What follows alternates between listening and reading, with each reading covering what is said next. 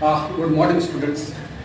Today we are going to learn about inverse of a matrix. Okay? At first, see the definition of matrix. Inverse of the matrix. Okay? I think you are well known about square matrix and other types of the matrix like identity matrix, zero matrix, and other things are there. Now listen. If A and B are two square matrices of same order, means if A is a n square n type square matrix, then B is also n type square matrix. Means if the order of A is 2, then order of B also be 2. If the order of A is 3, then the order of B is also 3. Now, if A and B are two square matrices of same order, such that what? AB is equal to BA is equal to I. AB equal to BA equal to I. Then matrix B is called inverse of matrix A. Okay? Denoted as A inverse. A raised to the power minus 1. Okay? A raised to the power minus 1. Where I is the corresponding identity matrix. We have here AB is equal to BA is equal to I. AB is equal to BA equal to I. For the existence of the inverse, it must holds. Means AB equal to BA equal to I. It is not necessary only when AB equal to I or BA equal to I. It is surely that AB equal to BA equal to I. Then only matrix B is called inverse of matrix A. Now we are going to see how to find the inverse of a given matrix. Means if any matrix, square matrix is given, then how to find its inverse. Now we are going to see this process. See the finding process of inverse of a matrix, means how to find the inverse of a given square matrix. Okay, generally there are two ways to find out the inverse of any matrix, already described in your book. There are two ways to find out the inverse of any given matrix. First one, elementary operation method, and second one is general method. In general method, we are going to use the determinant, adjoint, and then we are going to find out the cofactor, and then finally we are going to find out the inverse of any matrix. In elementary operation method, we are going to use certain elementary operations which is defined on the matrix to find out the inverse of any square matrix. At first we are going to describe that how to find out the inverse of a matrix by using elementary operation method. There are most commonly two operations are there. First one is your row operation, and second one operation. Previously only row operation was in your course, but now row operation including column operation both are in your course. Now at first I am just going to discuss about the row operation. What is the actual meaning of row operation? What are the row operations defined in matrix? Same type of operation we are going to follow in column. So let's start. At first, that what is the actual meaning of row operations in matrix? We are going to see what is the actual meaning of row operation and what is the actual meaning of column operations in terms of matrices. At first, let us see. There are three commonly used operations are these. First one, Ri, Rj. Means we are going to interchange any two rows of the matrices.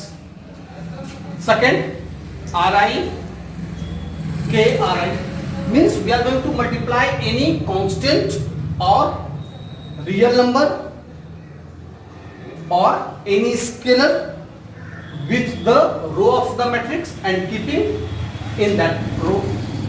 Third, we are going to multiply any scalar or constant with the any row of the matrix and adding it with another row. These are the three commonly used row operations are there.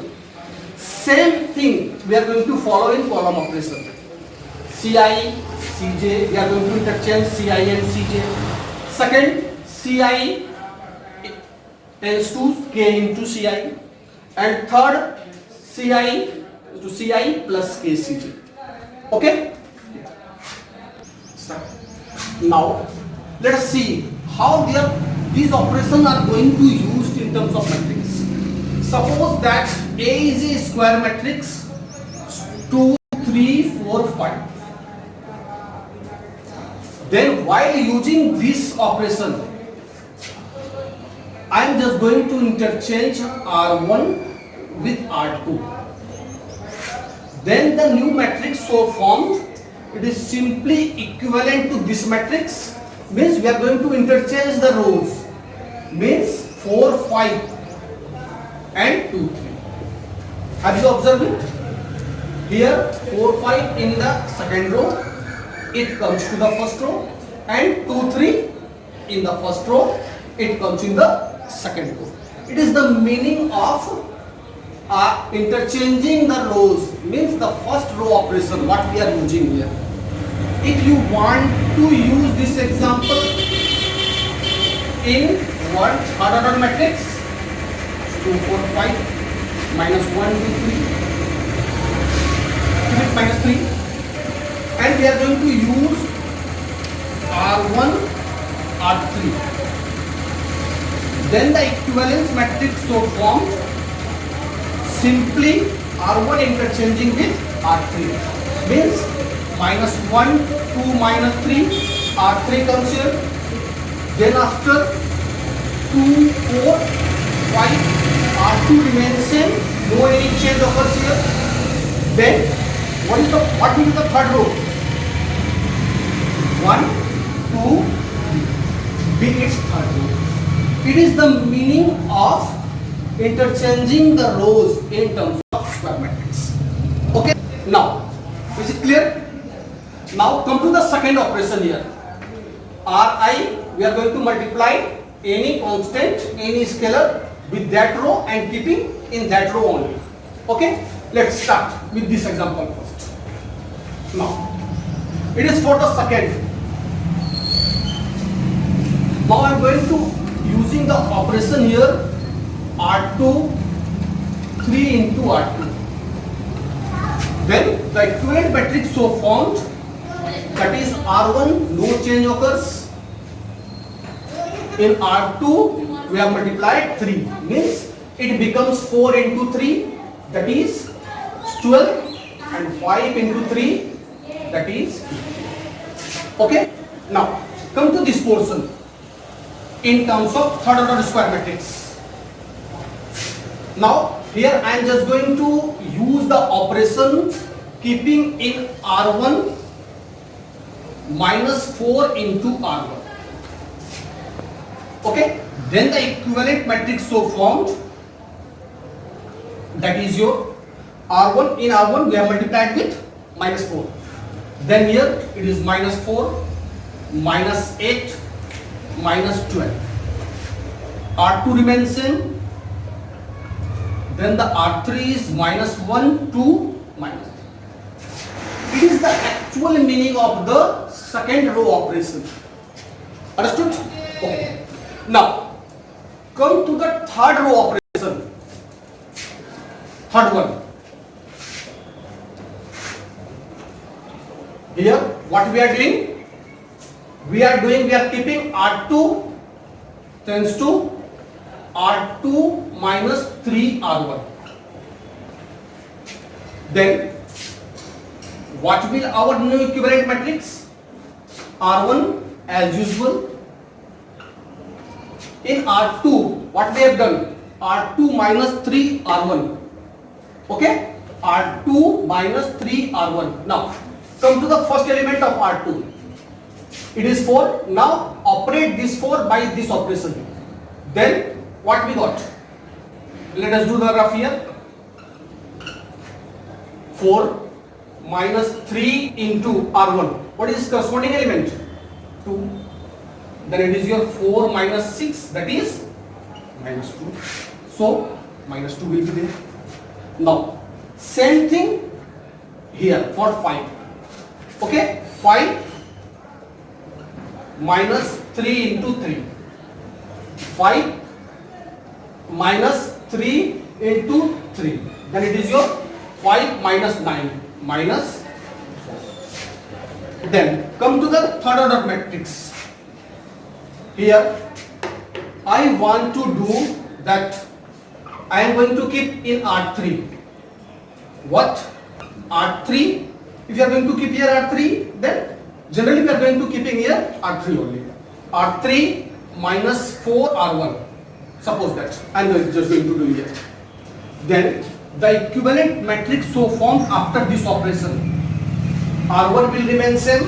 Keep the R1 same. 1, 2, 3. R2 will remain same. No any operations occur here. 2, 4, 5. Now in R3 we are going to use the operation. Now listen, the first element of R3 is minus 1. Okay, we are going to operate it with R1.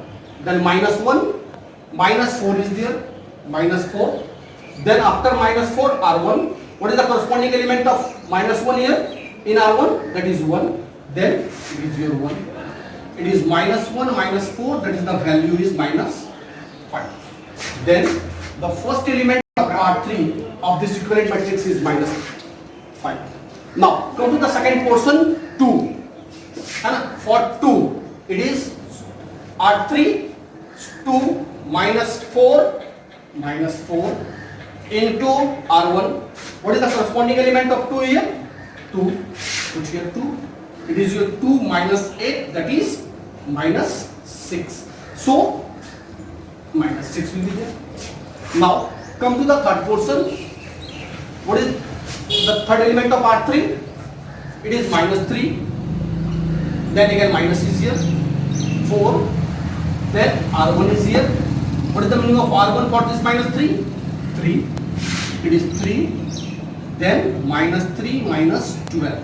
What is its value? Minus 50. Then it is your minus 50. It is the actual meaning of these three operations here. First, second and third. Okay? We are going to use same thing we are going to use in column operation. Same process we are going to follow in column operations. Only in place of row we are going to work with the columns. In place of row we are going to work with the columns and nothing. Same process takes place, only in terms of column we are going to do our work.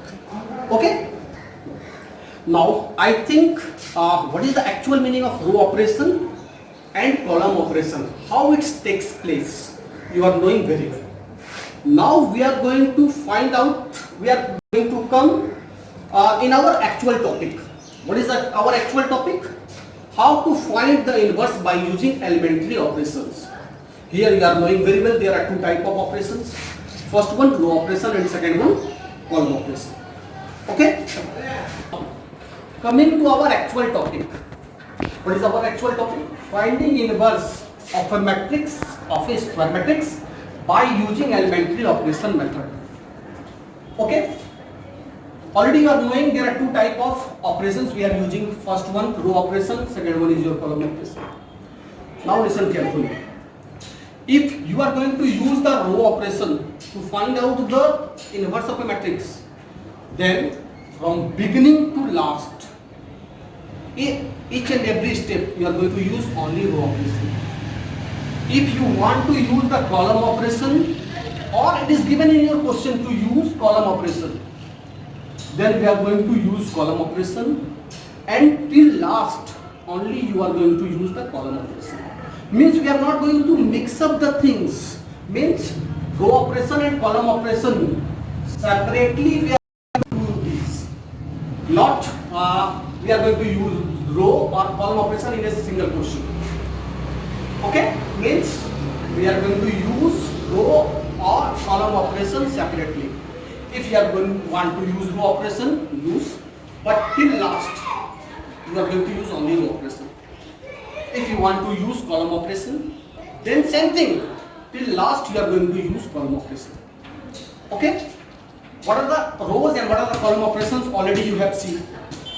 Now we are going to see how to find the inverse of a given matrix by using these operations method.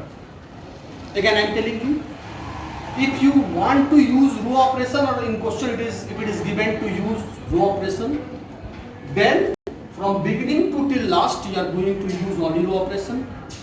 If you are going to use column operation, or it is given in your question to use column operation, then from beginning to till last you are going to use only column operation. Okay, now same type of, we have already seen that same type of operation we are going to use here. What are the things we are going to use in elementary operation? The same thing we are going to use in column operation. Okay, now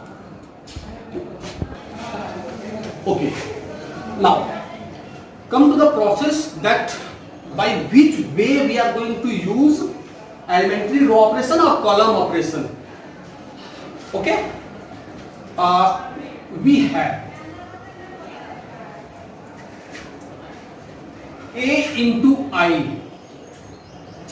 where A is in square matrix and I is corresponding identity matrix. Means if order of A is 2 by 2, means A is a square matrix of order 2, then in that case this I must be in the form of I2, means it is of the form 1 0 0 1. If your A is in the form of 3 by 3, means third order identity matrix, square matrix, in that case your I should be in the form of I3, that is 1 0 0 0 1 0 0 0 1.